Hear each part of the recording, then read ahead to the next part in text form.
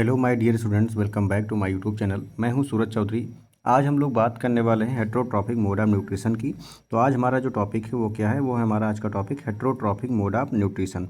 तो दोस्तों ये टॉपिक आपके लिए बहुत ही बेहतरीन है, क्योंकि इसमें आप पढ़ेंगे हेट्रोट्रॉफिक मोड ऑफ न्यूट्रिशन और उसी में आपका आ जाएगा न्यूट्रिशन इन ह्यूमन बीइंग भी इसी में आपका आ जाएगा।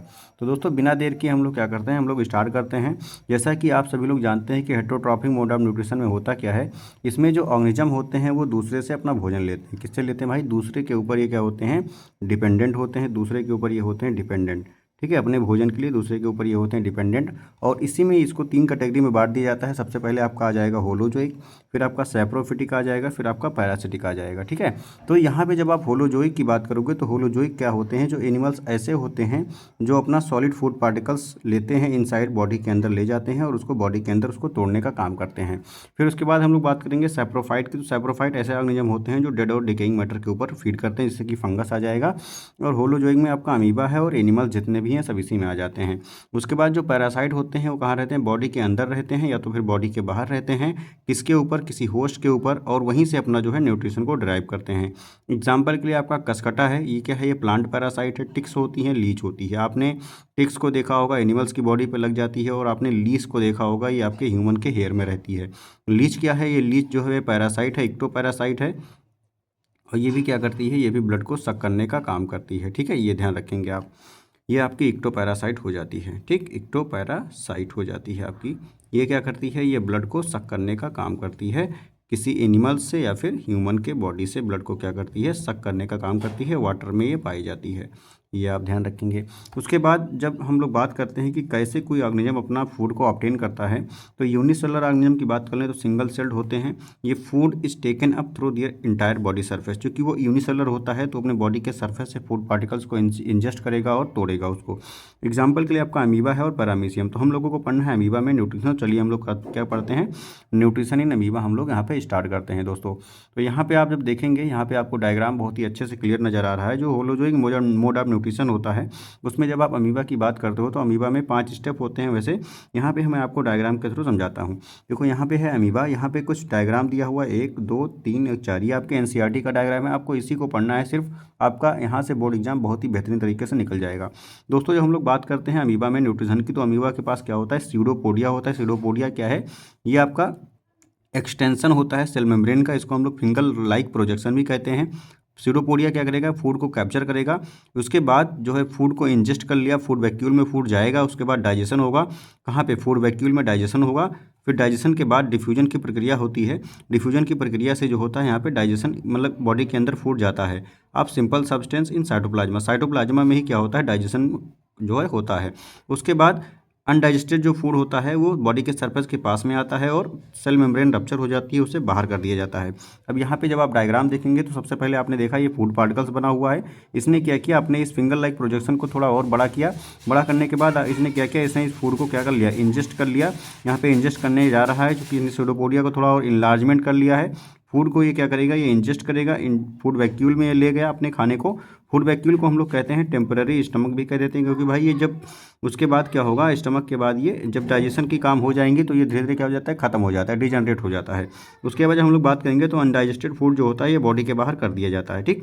लेकिन जब ये फूड जो होता है डाइजेस्ट हो जाता है फूड वैक्यूल में, उसी के साथ में अमीबा में होता है ग्रोथ होता है। क्योंकि भाई कोई भी खाना लेगा तो ग्रोथ करेगा। ग्रोथ करने के बाद जो है अनडाइजेस्टेड फूड होता है उसको एक्सपेल कर देता है। किससे, तो बॉडी के सरफेस से ही वो एक्सपेल करने का काम करता है, ठीक है। तो उसके आगे हम लोग थोड़ा चलते हैं।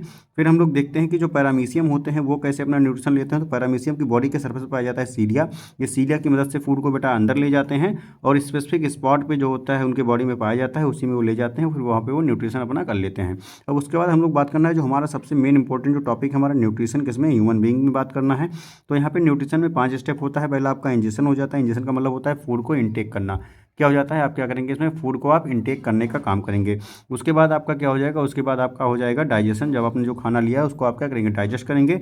डाइजेशन का मतलब हो जाता है break down of complex material into simple one. Simple में आप तोड़ने का काम करेंगे। फिर उसके बाद हो जाएगा आपका एब्जॉर्प्शन। इसमें क्या होता है, जो भी न्यूट्रिएंट्स आपके फूड में से निकला था वो जो है मूवमेंट होगा, डाइजेस्टेड फूड का अलग अलग सेल तक जाएगा। एसिमिलेशन उसी समय हो गया जब आपने क्या किया, आपने जो वेस्ट थे मटेरियल उनको अलग कर दिया और जो न्यूट्रिएंट्स है उसको एब्जॉर्ब कर लिया। यहाँ पे क्या होता है, यूटिलाइजेशन ऑफ फूड को यूज किया गया, जो बच रहा है उसको वेस्ट में अलग कर दिया जाता है। ईजेशन में क्या हो जाता है, रिमूवल ऑफ वेस्ट प्रोडक्ट को हम लोग क्या कहते थे, ईजेशन कहते हैं।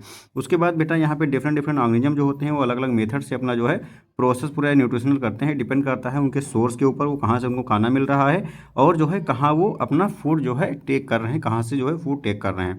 अब हम लोग बात करते हैं न्यूट्रिशन इन ह्यूमन बीइंग की बात करते हैं। ये बहुत ही बेहतरीन तरीके से एकदम चार्ट के थ्रू मैं आपको समझाऊंगा यहाँ पे, जो आपको बहुत ही सिंपल तरीके से जो है समझ में आ जाएगी। इसमें आपको कहीं पे भी कोई तरीके का दिक्कत नहीं आने वाला है। इस पर आप थोड़ा फोकस देंगे और यहाँ पे आपको ये चार्ट के माध्यम से समझ जाएगा।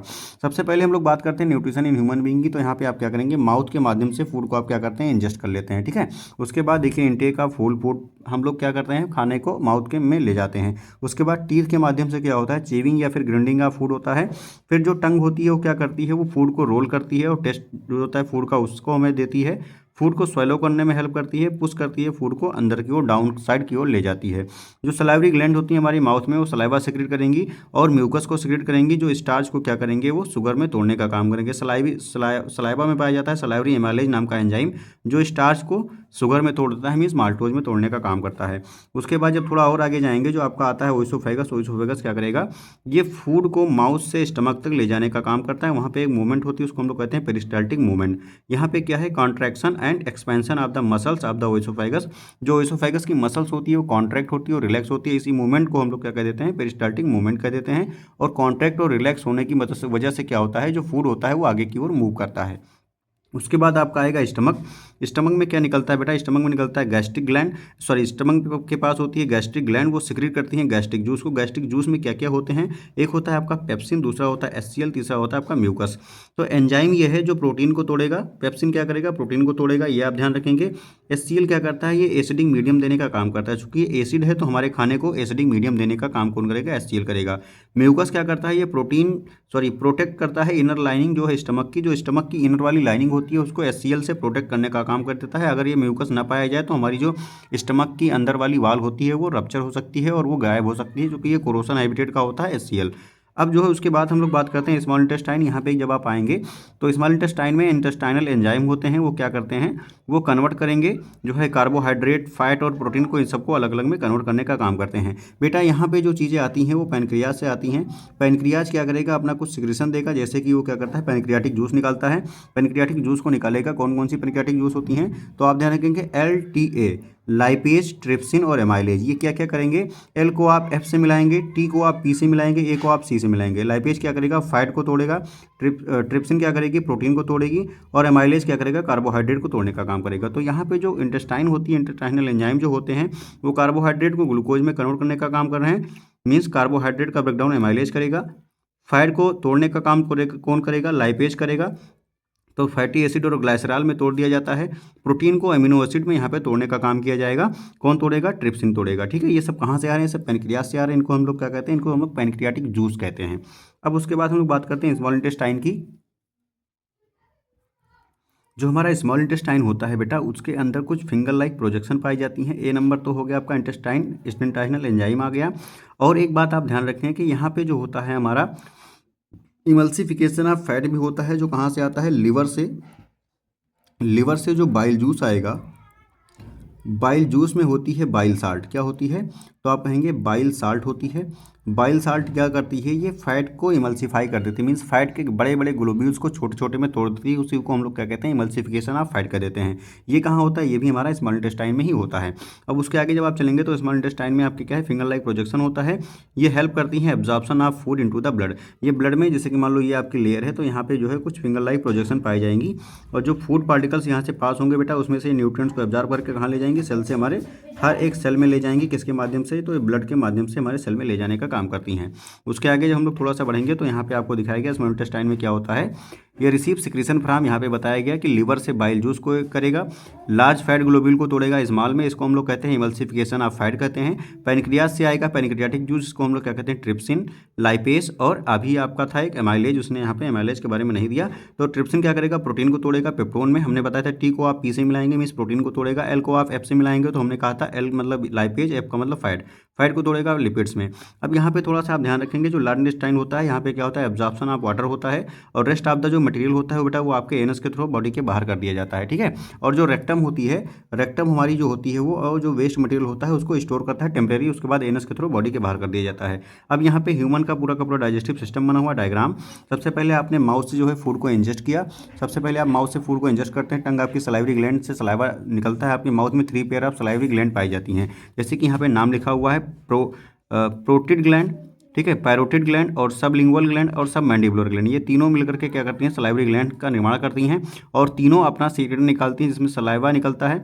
सलाइवा में सलाइवरी एमाइलेज आपका एंजाइम पाया जाता है, सलाइवरी एमाइलेज का दूसरा नाम क्या है टाइलिन होता है, ये भी आप ध्यान रखेंगे, ठीक है। अब यहाँ पे फेरिंग्स में भोजन आ गया। फेरिंग्स क्या है, ये कॉमन पैसेज होता है किसके किसके लिए, विंड और फूड के लिए, ये आपका जो है कॉमन पैसेज है, ठीक है, ये आप ध्यान रखेंगे। फेरिंग्स ओइसोफाइगस है आपका, मस्कुलर ऑर्गन होता है, पेरिस्टाल्टिक मूवमेंट होता है, लीवर से बाइल जूस निकलेगा, गाल ब्लैडर में स्टोर होगा, फिर जब काम लगने पे क्या करेगा स्मॉल इंटेस्टाइन में ये भेज देगा। अब उसके बाद आपका जो स्टमक है, स्टमक से आपने देखा HCl है, म्यूकस है और पेप्सिन है, ये निकलते हैं। और स्प्लीन क्या होता है, स्प्लीन में बेटा आपकी जो ये है स्प्लीन आपका स्टमक के जस्ट बिलो पाया जाता है, इसका काम होता है ये केवियार्ड होती है ब्लड की, क्या होती है केवियार्ड ऑफ ब्लड, मीन्स केवियार्ड ऑफ ब्लड का मतलब ये कैसे कहते हैं ग्रेवयार्ड कह लेंगे, या ग्रेवयार्ड कहते हैं शायद, या केवियार्ड मीन्स हिंदी में सब कब्रगाह कहते हैं, मतलब कि जो हमारी RBC या ब्लड जो हमारा टूटता है सड़ता मरता है, क्योंकि सबकी लाइफ स्पैन होती है जो, तो यहीं पे जाकर के वो स्टोर हो जाते हैं स्प्लीन में ही। अब उसके बाद आपका पैनक्रियाज है, पैनक्रियाटिक जूस निकालेगा, LTA निकालेगा। उसके बाद आपकी स्मॉल इंटेस्टाइन, इसके 3 हिस्से होते हैं डियोडेनम, जजनम और इलम। डियोडेनम जो होता है ये हमारा स्टमक से जो फूड पार्टिकल्स आता है यहाँ पे ये जोड़ने का काम करता है इसको, यहाँ पे पाई जाती है स्फिंक्टर मसल, स्फिंक्टर मसल क्या करती है जब रिलैक्स होती है तभी फूड पार्टिकल्स आगे की ओर पास होता है। फिर उसके बाद होता है जजनम, जो आपको एक कॉइल स्ट्रक्चर दिख रहा है, क्या है ये जजनम है आपका। ईलम क्या करती है, ईलम हमारा जो स्मॉल इंटेस्टाइन है इसको लार्ज इंटेस्टाइन से जोड़ने का काम करती है। ये जो आपको स्ट्रक्चर दिख रहा है यहाँ पे, ये क्या होता है, तो ये आपका होता है वर्मी फार्म अपेंडिक्स, जो हमारा वेस्टिजियल ऑर्गन है। उसके बाद देखो यहाँ पे लिखा है अपेंडिक्स। उसके बाद आपका आ गया रेक्टम। रेक्टम क्या है भाई, रेक्टम से पहले आप लोग थोड़ा ध्यान रखेंगे, जो लार्ज इंटेस्टाइन होती है उसके 3 हिस्से होते हैं, असेंडिंग कोलोन, डिसेंडिंग कोलोन, फिर आपका होता है रेक्टम। देखो असेंडिंग का मतलब आप नीचे से ऊपर की ओर जा रहे हो, ठीक है, और एक ट्रांसवर्स कोलोन भी होता है, ये ट्रांसवर्स हो गया, और डिसेंडिंग का मतलब आप ऊपर से नीचे आ रहे हो। उसके बाद आपका आएगा क्या रेक्टम। देखो हमारा लार्ज इंटेस्टाइन है उसके 4 हिस्से हैं, एक होता है असेंडिंग कोलोन, एक होता है डिसेंडिंग कोलोन, और बीच में जो होता है आपका ट्रांसवर्स कोलोन, ये आपका ट्रांसफर कोलोन का हिस्सा है। उसके नीचे जब आप आएंगे तो आपका रेक्टम होगा, यहाँ पे जो अनडाइजेस्टेड फूड है वो स्टोर होता है, फिर एनस के थ्रू बाहर कर दिया जाता है। ये आपका होगा ह्यूमन डाइजेस्टिव सिस्टम। अगर किसी को कोई भी डाउट होगा तो आप कमेंट करके हमसे पूछ लेंगे। फिर हमारा नेक्स्ट टॉपिक स्टार्ट होता है रेस्पिरेशन, ये हम लोग बाद में पढ़ेंगे। Thank you for watching my video.